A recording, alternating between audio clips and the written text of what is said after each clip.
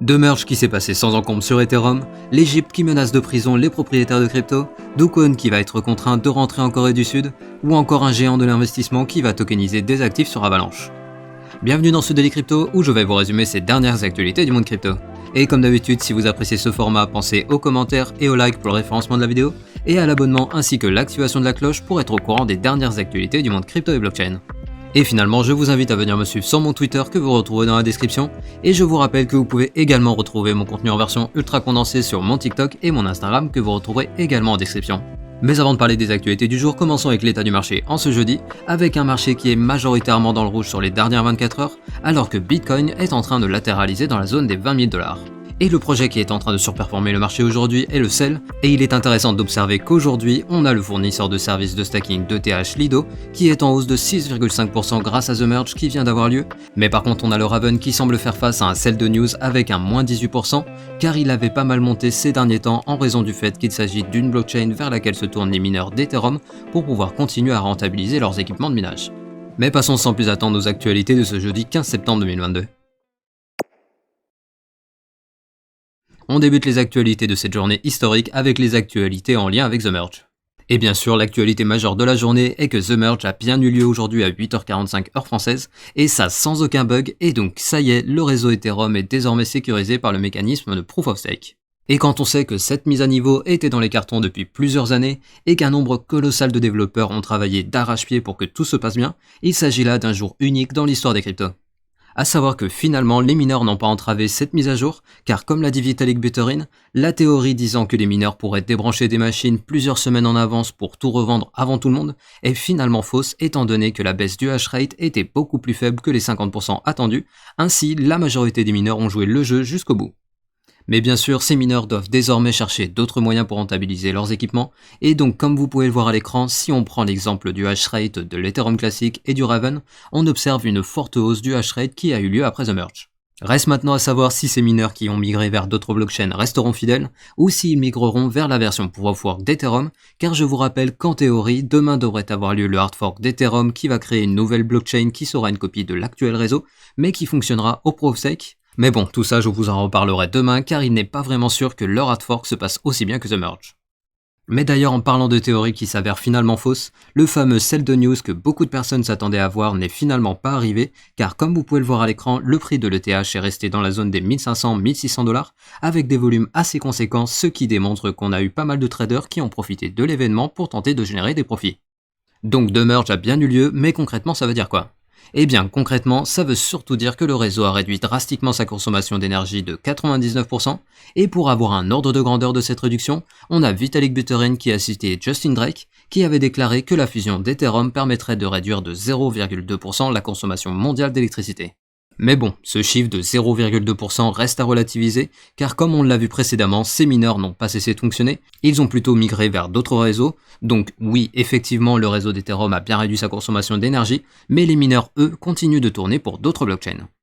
Et la consommation d'Ether n'est pas le seul point important de cette mise à niveau, car l'émission d'Ether a également été impactée avec une forte diminution des Ethers créés, et pour vous imaginer cette diminution drastique, vous pouvez voir à l'écran un graphique qui nous montre l'évolution de la supply d'Ethereum depuis The Merge. A savoir que cette diminution vient s'ajouter à la mise en place il y a quelques mois de l'EIP 1559 qui brûle des Ethers à chaque transaction. Et cerise sur le gâteau, les Ethers bloqués ainsi que les récompenses offertes aux validateurs sur le réseau ne seront pas accessibles avant plusieurs mois, car il faudra attendre la mise à jour Shanghai qui n'a pas encore de date pour pouvoir débloquer ces tokens qui seront libérés progressivement pour éviter des ventes massives.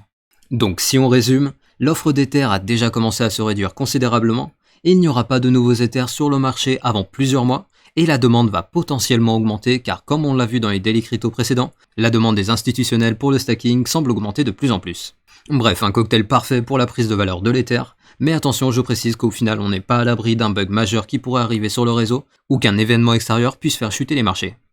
Donc au final, vous l'avez compris, ce jeudi 15 septembre est historique pour l'univers des cryptos, malgré le fait qu'une partie de la communauté critique vivement la centralisation du réseau d'Ethereum résultant du passage au Proof of Stake, mais le fait est que cette journée signe l'ouverture d'un nouveau chapitre pour l'écosystème d'Ethereum. On raisonne les actualités liées à Ethereum avec les principales pools de minage qui sont dans les starting blocks pour le hard fork. C'est en tout cas ce que rappelle le compte Twitter des équipes qui s'occupent de la division qui nous dit que les pools de minage F2Pool, Poolin ou encore BTC.com et d'autres pools qui sont en phase de test vont participer à la sécurisation d'Ethereum au Proof of Work. La question est maintenant de savoir si la division se passera aussi bien que ce qu'ils clament, et surtout si le réseau sera utilisé, car si ce n'est pas le cas, le THW aura peu de chances de prendre en valeur et donc les mineurs déserteront vite le réseau s'il n'est pas rentable à miner. Mais n'enterrons pas trop vite le projet et observons ce qui va se passer dans les semaines et mois à venir. Et d'ailleurs, en parlant de pool du minage, on a la société F2Pool qui a laissé un message pour la communauté dans le tout dernier bloc minier d'Ethereum. En effet, la pool de mineurs F2Pool est celui qui a miné le dernier bloc sur la blockchain, et ils en ont profité pour laisser un message sur ce bloc qui disait la chose suivante. Prenez l'engagement et la nature répondra à cet engagement en supprimant les obstacles impossibles, rêvez le rêve impossible et le monde ne vous écrasera pas, il vous élèvera, c'est l'astuce. Il s'agit là d'une citation de l'ethnobotaniste Terence McKenna, et dans ce contexte, cette situation concerne le travail acharné des développeurs, des chercheurs, des coordinateurs, des clients et autres personnes impliquées dans la fusion d'Ethereum qui ont permis le passage au Proof of Stake, suite à de très nombreux tests, corrections et mises à niveau. Bref, bravo à toutes les personnes qui ont participé à cette aventure, et je vous rappelle qu'il ne s'agit là que du début, étant donné que de nombreuses autres mises à jour majeures sont à venir. Revenons aux autres informations qui ne sont pas liées à Ethereum et qui ont marqué l'actualité crypto de la journée, avec l'Égypte qui se montre très hostile aux cryptos. En effet, la Banque centrale a renouvelé ses avertissements contre les cryptos en déclarant que l'émission, l'échange et la promotion des crypto-monnaies, ainsi que la création de plateformes pour les échanger et toute autre activité en lien avec les cryptos sont formellement interdits en Égypte. Et pour dissuader les plus audacieux, ils préviennent que tout contrevenant peut faire face à une amende pouvant aller jusqu'à 51 000 € et une peine de prison. Mais je précise que d'après le rapport de AAA qui a classifié les pays par leur taux d'adoption des cryptos, les Égyptiens possédant des cryptos représenteraient 1,8% de la population. Faisons maintenant une courte mise à jour sur le mandat d'arrêt qui a été mis hier contre Do-Kwon. Tout d'abord, petit rappel des faits. Hier, en Corée du Sud, un mandat d'arrêt a été émis contre Do-Kwon et 5 autres personnes dans l'affaire de Terra pour des accusations de fraude, mais le seul problème c'est que les personnes concernées par ce mandat sont actuellement en Corée du Sud, donc en dehors de la juridiction du pays. Mais aujourd'hui, un rapport nous dit que la justice sud-coréenne a fait une demande de suppression du passeport de voyage de Do-Kwon auprès du ministère des Affaires étrangères qui a validé cette demande, et donc le fondateur de Terra aura 14 jours pour entrer en Corée du Sud, à compter du moment où il aura reçu l'avis de révocation. A savoir que le rapport précise qu'il y a des chances que Do-Kwon reste illégalement à Singapour pour échapper à l'arrestation, mais pour le moment on n'a pas beaucoup d'autres informations, donc affaire à suivre dans le Daily Crypto.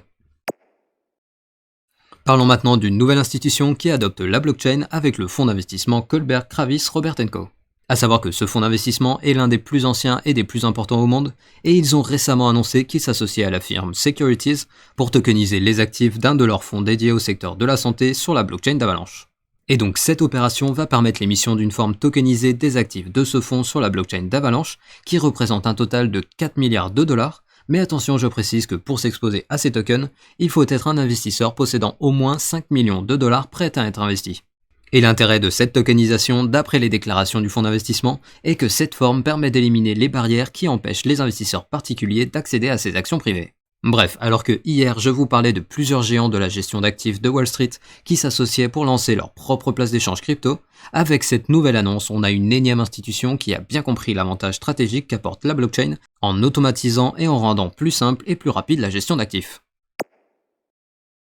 Et on finit les actualités du jeudi avec le flash du jour. Tout d'abord, on a un utilisateur sur Ethereum qui a payé 36,8 ETH de frais de gaz pour être le premier à minter un NFT sur la version Proof of Stake d'Ethereum.